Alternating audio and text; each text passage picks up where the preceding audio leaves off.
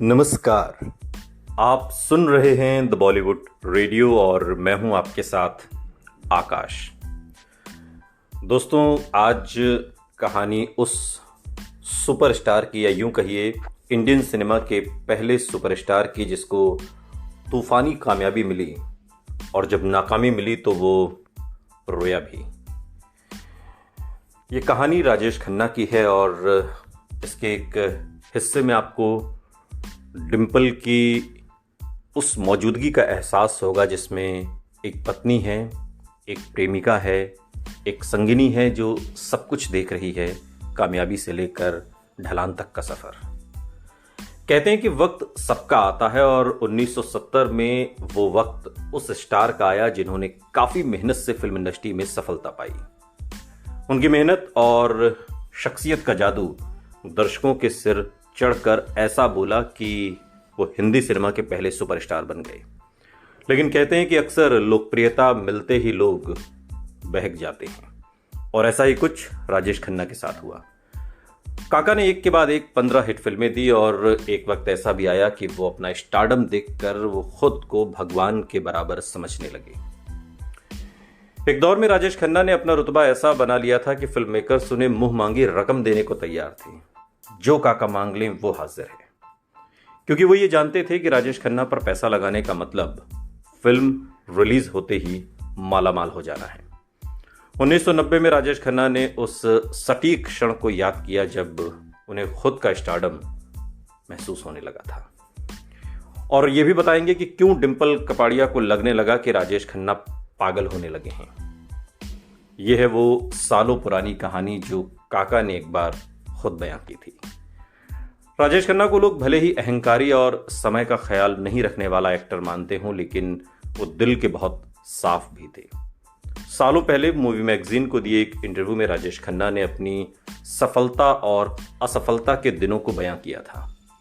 अपने तूफानी स्टारडम के बाद मिली नाकामी को याद करते हुए कबूल किया था कि मैं अपने आप को भगवान के बराबर समझने लगा था। मुझे अब भी वो पल याद है जब मुझे अंदाजा हुआ कि जबरदस्त सफलता आपको किस तरह हिलाकर रख देती है। अगर आप पर इसका कोई असर नहीं होता तो यकीन मानिए आप इंसान ही नहीं हैं। उन्होंने कहा कि यह फिल्म अंदाज के ठीक बाद बेंगलोर में विधानसभा में आयोजित लॉटरी ड्रॉ में हुआ था। राजेश खन्ना ने कहा कि मुझे याद है कि अंदाज का प्रीमियर वहां आयोजित किया गया था और वहां उनका स्वागत करने वालों का सैलाब उमड़ पड़ा था, जबकि शम्मी कपूर फिल्म के स्टार थे। मेरी अपीयरेंस तो फिल्म अंदाज में एक गेस्ट के तौर पर थी और एक गाना था।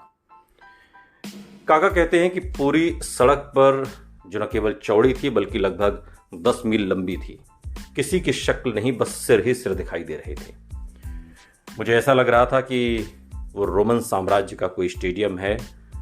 वो मंजर देखकर यकीन मानिए मैं बच्चे की तरह रो पड़ा था। इसके बाद काका ने उस पल को भी याद किया जब उनकी फिल्मों ने काम करना बंद कर दिया। उन्होंने कहा कि नाकामी की ठोकर लगी तो मैंने शराब का सहारा लेना शुरू कर दिया। एक रात मैंने चिल्लाना शुरू कर दिया, मैं कोई सुपर इंसान तो नहीं हूं, ईसा मसीह तो नहीं हूं और ना ही महात्मा गांधी हूं। शराब पीते पीते सुबह से एकदम समझ लीजिए कि रात से सुबह के 3 बज गए, और उस दिन बहुत ज़्यादा शराब पी ली थी, क्योंकि ये मेरी असफलता का पहला स्वाद था, काका ने अपने इंटरव्यू में कहा। ये राजेश खन्ना के करियर का वो दौर था जब उनकी एक के बाद एक 7 फिल्में फ्लॉप आई। उन्होंने बताया कि एक के बाद एक लगातार 7 फिल्में फ्लॉप हो गईं और एक रात बारिश हो रही थी, गुप्त अंधेरा था और मैं अपनी छत पर अकेले होने के कारण अपना नियंत्रण खो बैठा। मैं जोर से चिल्लाया कि हे परवरदिगार, हम गरीबों का इतना सख्त इम्तिहान न ले कि हम तेरे वजूद को इनकार कर दें। ये सुनते ही डिम्पल और मेरा स्टाफ ये सोचकर दौड़े कि मैं पागल हो गया हूं, और ऐसा इसलिए था क्योंकि सफलता ने मुझे इतना प्रभावित किया कि मैं असफलता को बर्दाश्त ही नहीं कर पाया। राजेश खन्ना ने 1980 के दशक में फिल्मों में काम करना जारी रखा था, लेकिन 1970 के दशक की शुरुआत के विपरीत अब उनकी फिल्में उतनी कामयाब नहीं थी। अवतार, स्वर्ग जैसी कुछ फिल्में हैं जिन्होंने उस दौर में राजेश खन्ना का साथ दिया, लेकिन बाकी जब तुलनात्मक अध्ययन होता है 1969 से 73 तक, तो ये सारे दौर, सारी फिल्में, सब कुछ फीका पड़ जाता है सबके सामने। कोई टिकता नहीं काका के आगे उन 3 से 4 सालों में। सुनते रहिए द बॉलीवुड रेडियो, सुनता है सारा इंडिया।